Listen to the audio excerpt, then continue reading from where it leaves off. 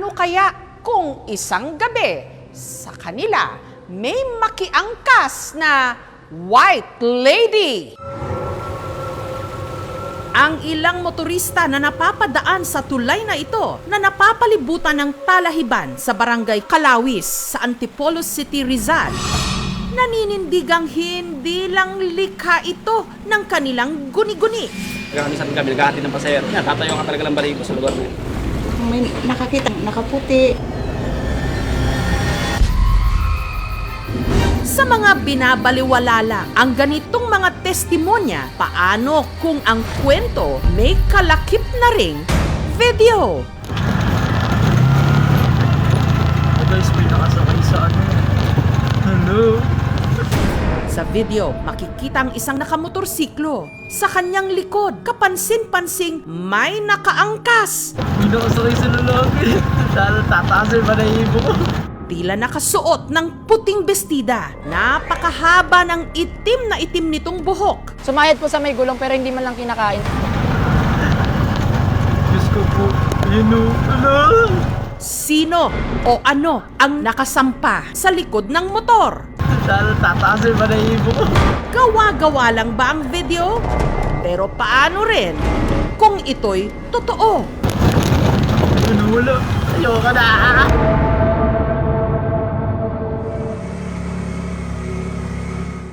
Ang may kuha ng video, ang tricycle driver na si Christian. Papunta raw siya sa bahay ng kanyang nobya noon. Sobrang bagal ng takbo ko. Meron kasing isang motor na baka nababagalan sa akin. Hanggang madaan na nga sila sa mismong tulay. Tapos nag-iiba na po yung simoy ng hangin. Amoy sampagita po. Doon na raw napansin ni Christian ang isang motorsiklo na nakabuntot sa kanyang likod. Sa side mirror ko, wala pa po siyang angkas. Yung nag-overtake na po siya sa akin, meron na po siyang angkas. Babae po. Parang nakaharap po siya sa akin.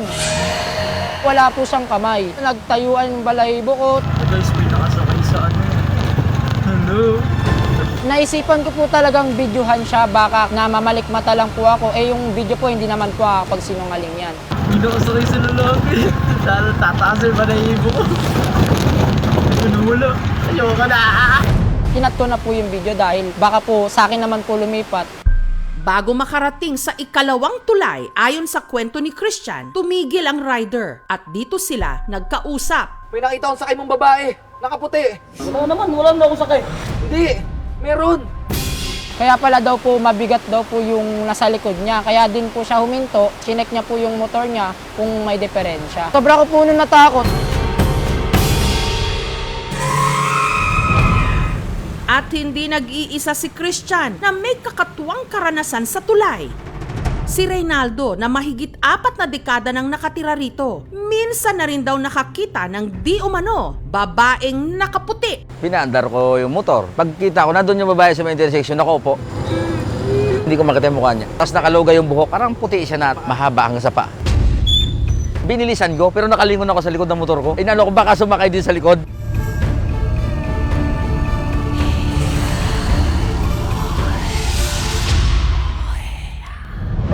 Si Bench naman, hindi rin makalimutan hanggang ngayon ang nangyari nung minsang nasiraan siya ng motor sa tulay. Dilim po sir, wala po kasing ilaw eh.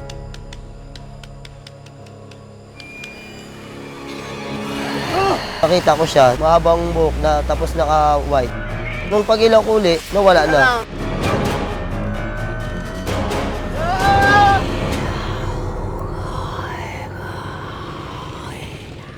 Ang mga residente, kanya-kanya tuloy haka-haka sa di umano nagpapakita sa tulay. May mga patay daw na tinatapon dito. Parang gusto lang siya maalala. Pero may iba ring nagdududa sa video ni Christian.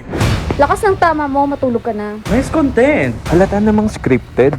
Tapos tumatawa. Mga nagsasabi kung gawa-gawa ko lang po yung video na yon. Sila na po bahala kung anong gusto nilang iparating. Basta yung ano pong na-experience ko ngayon, yun po talaga yung nakita ko at yung alam ko sa sarili ko na yun yung totoo po. Ayoko na.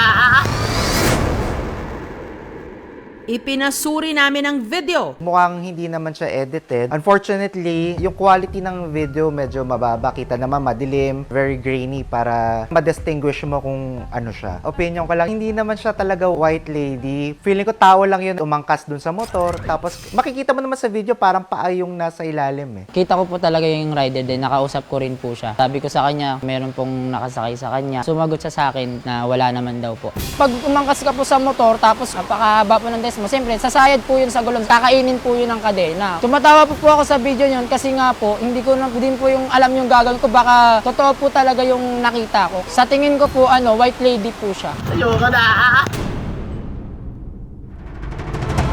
Kinatatakutan man ngayon ang tulay ng Binayoyo, may isang mangangahas na baybayin din ang kahabaan ng madilim na kalsada. Sa hangaring mabigyang liwanag ang misteryo. Walang iba kundi ang paranormal researcher na si Ed Calwag. Hindi ako pumunta rito para makipag-away. Simula nito, maglalakad na lang tayo para mas maramdaman natin kung ano man yung meron dito sa lugar. Opo. Pagkababa pa lang ng motor, si Ed hindi na mapakali.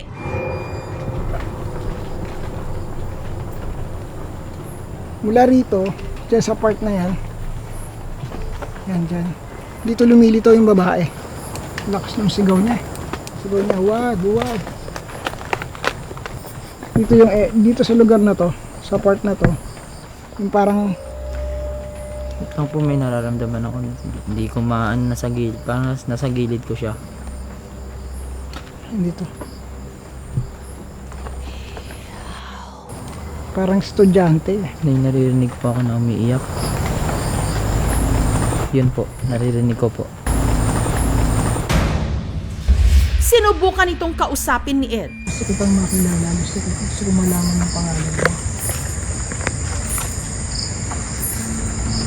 Hanggang narating na nila ang mismong tulay kung saan na-videohan ang misteryosong babaeng nakaangkas sa motor.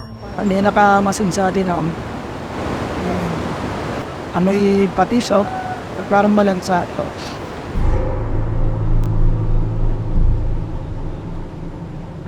Ganito lang gagawin natin ha. Basta huwag ka lang bibitaw sa akin. Pakita ko lang sa'yo ano yung nangyari. At it.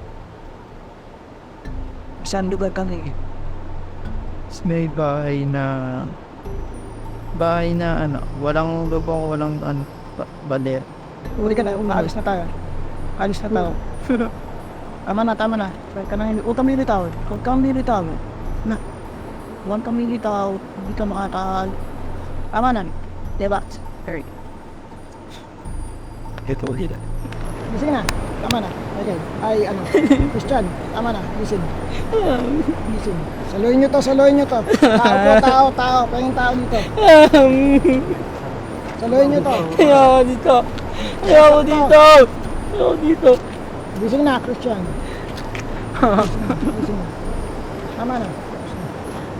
Relax na. Lalay ha. Paano nga ito? Tao. Okay, nalaan lang siya. Kasi naramdaman niya kasi yung lunod. Relax. Relax lang.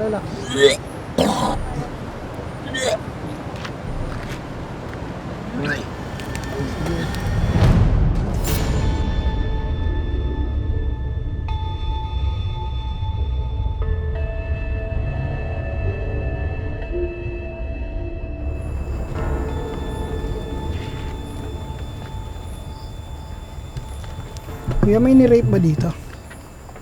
May nabalitaan kayo? Meron po.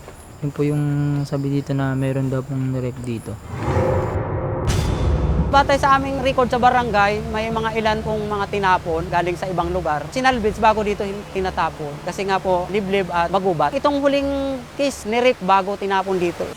Ipinakita sa amin ng barangay ang isang news report noong 2019 ang tila tumutugma sa sinasabi ng mga taga-Kalawis. Isang 16 anyos na grade 10 student ang biktima na natagpuang may hiwa sa mukha at pinaghihinalaang ginahasa ang natagpuan sa Talahiban malapit sa tulay. Malakas yung paniniwala namin na talagang rape victims yung bata. Sinubukan naming kuhanan ng pahayag ang pamilya ng biktima pero tumanggi sila. Batay po sa plano ng aming barangay captain, maglalagay po ng solar street light para lumiwanag yung road ng Binayoyo. Para matahimik ang di umano kaluluwa, si Ed nagsagawa ng ritual. Ano mang meron dito sa ilog, nandito rin sa tubig na nandito. So itong tubig na to, parang i-cleanse natin yung water para maka-let go na sila. Kapag sa ganitong mga lugar, dumadaan kayo, hindi dapat gawin i-provoke. Daanan mo lang kasi energies lang naman sila. Sinubukan din naming hanapin ang lalaking may sampang tila babae sa likod para makumpirma ang salaysay ni Christian. Pero hindi siya matunto ng aming team. Wala rin daw ideya si Christian kung taga saan ito. Hindi ko po in-invented kasi po totoo po talagang nakausap po yung rider. Tsaka hindi ko rin makilala kung sino po yun dahil po madilim at hindi din po makilala kung sino yun dahil hindi po ako taga doon. Ayoko na! Totoo man o gawa-gawa lang ang video. Sa lahat ng pagkakataon, mag-ingat sa pagbaybay sa madidilim na daan. Dahil maraming pwedeng mangyari at makita sa isang kisap mata. Nandito na naman siya! Ang inyong makapanindig balahibong karanasan na caught on camera ba? I-email lang po sa kmjsgabinanglagim@gmail.com. Baka ang inyong kwento ang aming maitampo sa Gabi ng Lagim Kapuso mo Jessica Soho Halloween Special.